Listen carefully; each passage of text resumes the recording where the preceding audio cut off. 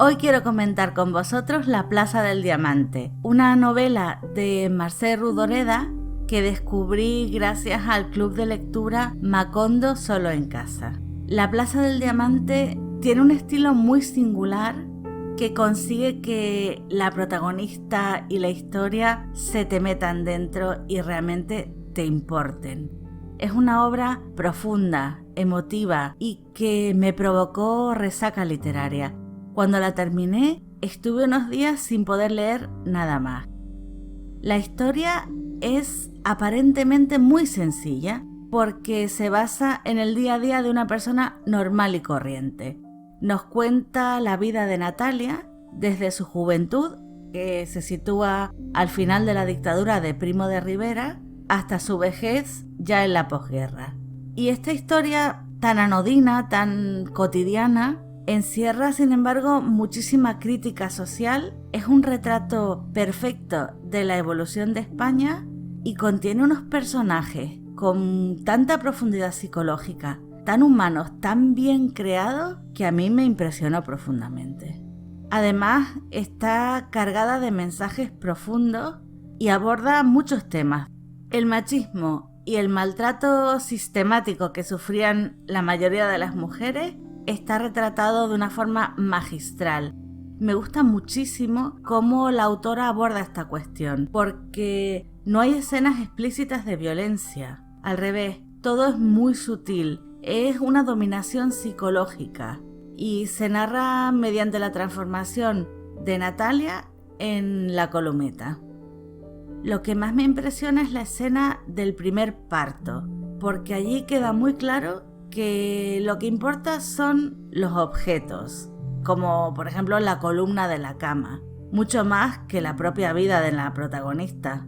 Y es impresionante también por la reacción de las personas que la rodean, por cómo está normalizado incluso en las otras mujeres, como una amiga suya o su suegra, el sufrimiento, el parto, la sumisión, incluso la alta mortalidad infantil cuando parece que su hijo no va a salir adelante. Y todo es tan cotidiano, se narra a través de conversaciones a las que no se les da ninguna importancia porque nadie lo vive como un drama.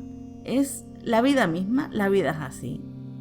La Plaza del Diamante nos explica también cómo este machismo y esta sumisión se perpetúan a través de la educación. Es una herencia cultural y esto también va muy asociado a la angustia que implica la maternidad, porque toda la historia la vivimos en primera persona a través de Natalia, de la protagonista.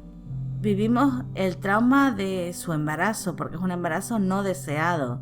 Vivimos el dolor y la culpa que siente cuando tiene que dejar a sus niños muy pequeños, prácticamente abandonados, solos en casa, para ir a trabajar. Vemos cómo esto la lleva a un agotamiento extremo. Compartimos sus preocupaciones cotidianas.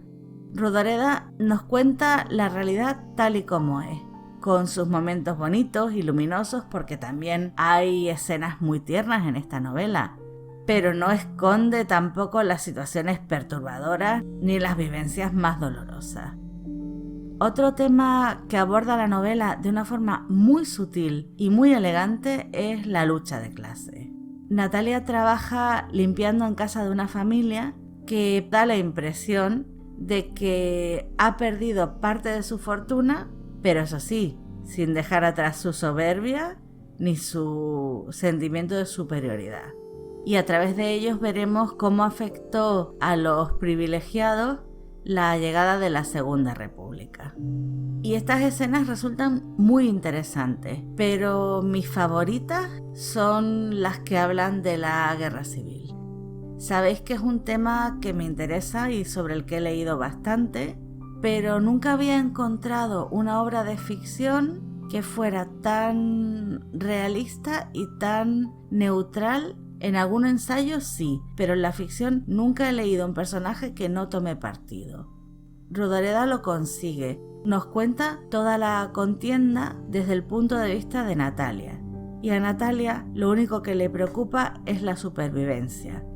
Ella se entera de que hay asesinatos de curas, de que hay quema de iglesias, Incluso menciona las denuncias y las ejecuciones sumarias sin juicio, pero todo esto nos lo cuenta como si no tuviera ninguna importancia, porque en verdad para ella no tiene ninguna importancia. Primero porque la política nunca le ha interesado, y segundo porque ella es una madre que quiere proteger a sus hijos y no puede. Sus hijos están muriendo de hambre, están sometidos a bombardeos, están amenazados continuamente. Además, el estilo de la autora es tan brutal, realmente es brutal, es directo, es crudo, es muy visual. En toda esta parte de la novela, las frases parecían puñetazos, parecía una puñalada directa al corazón para retorcértelo. La pura realidad, en pocas palabras y sin adornarla. Cuando habla del hambre, por ejemplo, de la miseria que había en España.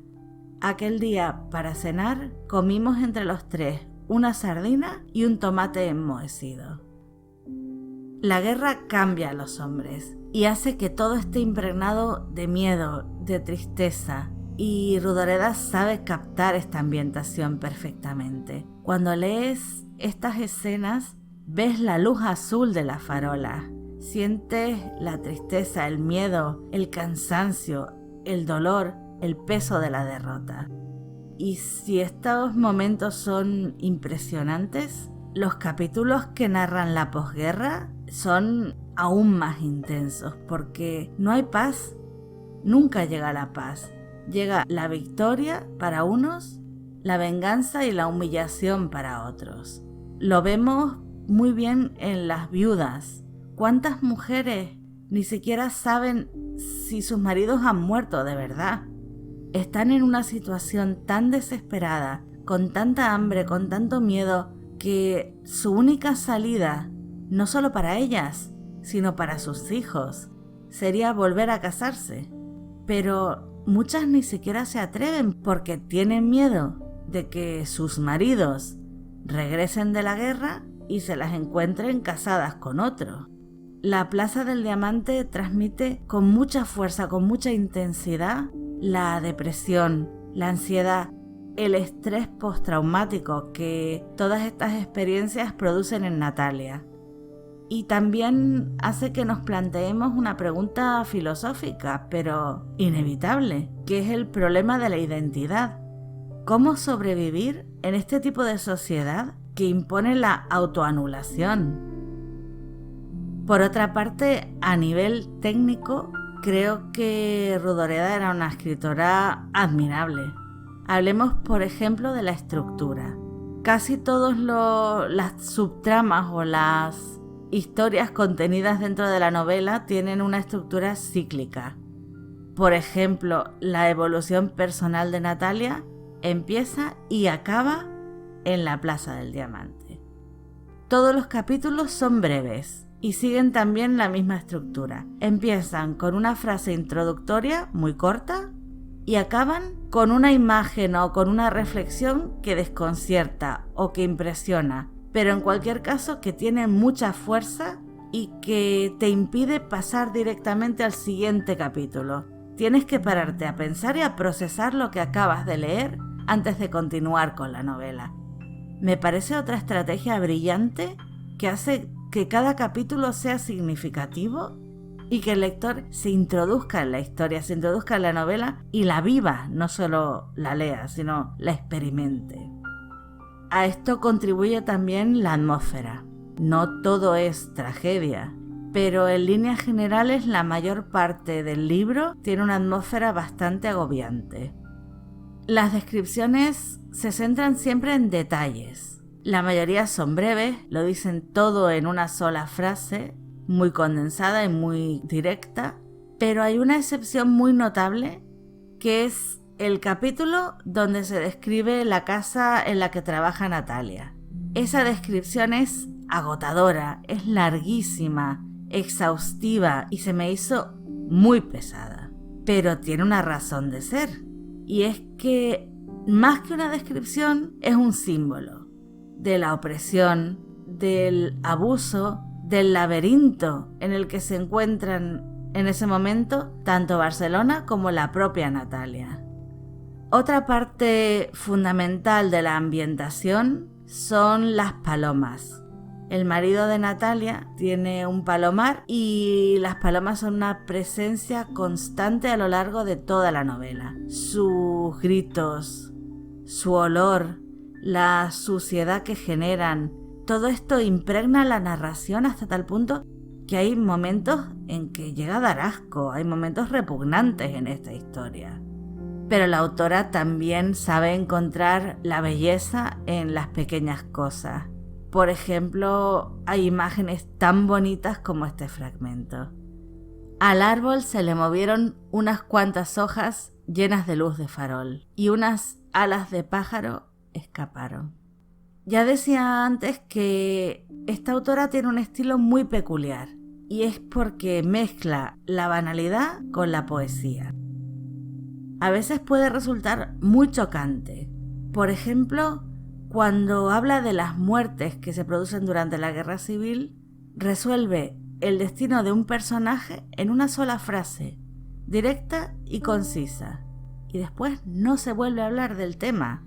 La vida sigue y da igual quién se haya quedado atrás.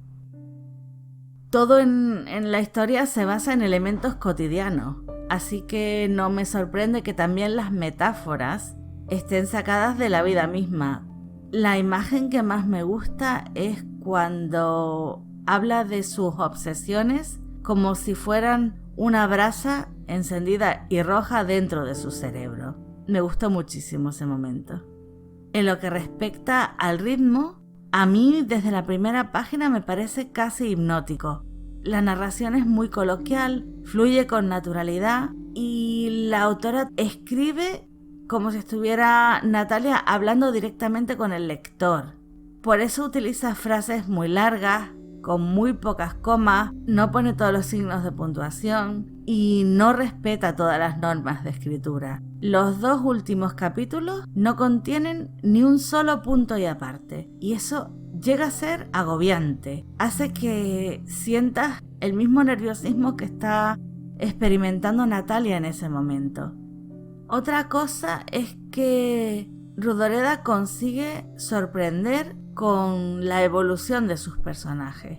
Todos, lógicamente, experimentan una importante evolución psicológica a lo largo de la historia, pero las personas en las que se convierten, sobre todo los niños a los que hemos visto crecer, el tipo de adultos en los que se convierten, son muy distintos de lo que yo esperaba. En general, la novela tiene bastantes giros narrativos que me han dejado con la boca abierta. Uno de ellos es el final. Es un final, en mi opinión, perfecto, para nada predecible y además narrado de una forma bellísima. A nivel técnico tenemos que hablar sin duda del simbolismo, porque La Plaza del Diamante es una novela llena de símbolos. El más evidente es las palomas, que representan la relación entre la protagonista y Quimet, su marido. Cuando llega la primera paloma, uno de los amigos del matrimonio comenta que lo mejor para ella sería matarla, que la paloma no quiere estar atada y prisionera, que es precisamente como está Natalia en ese momento. Pero no le hacen caso, van llegando más palomas y las tienen un tiempo encerradas en el palomar para que se acostumbren. Y sí, se adaptan a su situación, tanto que cuando por fin les abren la puerta, a las palomas ni se les ocurre escaparse. ¿Qué ha pasado? Pues que Natalia ya no existe. La evolución se ha completado y se ha transformado completamente en la Columeta, como quería su esposo. Y a Natalia, al igual que a las palomas, ni se le pasa por la cabeza la posibilidad de abandonar a su marido y a su familia. Este paralelismo es bastante evidente, pero en la novela hay muchísimos más, demasiados para mencionarlos a todos y que merecerían un estudio detallado. Por eso quiero darle las gracias a María Correas, que es una compañera del club de lectura que durante la lectura conjunta aportó mucha información adicional y nos fue guiando con mucho acierto, creo yo. Ella nos explicó, por ejemplo, la simbología religiosa que se esconde en el cuadro de las langostas, por qué la sal tiene tanta importancia, y es porque remite a un episodio de la Biblia, el de la mujer de Lot. Y esto es otro de los grandes aciertos de la Plaza del Diamante. El último aspecto técnico que quiero destacar son los sueños de Natalia. Son pesadillas realmente perturbadoras, surrealistas, con imágenes extrañas, incluso a veces difíciles de interpretar. Y lo que más me gusta es el contraste entre estos sueños y la personalidad de la protagonista, tan resignada y tan sumisa. Es como si algo dentro de Natalia le estuviera diciendo que todavía no ha muerto, que luche. En fin, Rodoreda tenía una técnica literaria excelente y además sabía utilizar todos los registros. Va de lo sublime a lo asqueroso, así, con todas las letras. Mezcla lo cotidiano con lo poético. Y para mí el resultado es una auténtica obra maestra. Y de verdad, si la leéis, veréis que no estoy exagerando. Lo más asombroso es que Rodoreda consiguió escribir una obra al alcance de cualquier lector, con un vocabulario básico y frases sencillas, sin grandes metáforas, sin alardes dialécticos, fácil de leer realmente. Y aún así, todo el texto está impregnado de referencias poéticas, de referencias culturales, de referencias bíblicas, que demuestran que era una persona muy culta y que todo está cuidadosamente pensado y planificado en esta obra. La Plaza del Diamante es el retrato perfecto de una Barcelona que ya solo existe en sus páginas. Y es un retrato pintado con tanto detalle y con tanto mimo, incluso diría con tanto amor, que el libro funciona casi como una máquina del tiempo. Por otra parte, Natalia es un personaje tan humano, tan universal, es tan real que podría ser cualquiera de las mujeres con las que te cruzas cada día en la calle. Y ya por último, la trama en sí, la historia que cuenta esta novela es la de miles de familias anónimas que lucharon, que lo perdieron todo y aún así sobrevivieron a su derrota. Yo creo que por eso ha conseguido emocionarme tanto. Me ha llegado realmente muy hondo y sé que volverá a hacerlo con cada relectura. No sé qué más contaros, es que me faltan las palabras para transmitir cuánto os recomiendo esta novela. Más que gustarme es que me ha conquistado por completo, me ha desarmado y me encantaría saber si a vosotros os pasó lo mismo. Muchísimas gracias por escucharme y por seguir ahí. Yo volveré muy pronto con otro episodio y hasta entonces disfrutad de la lectura.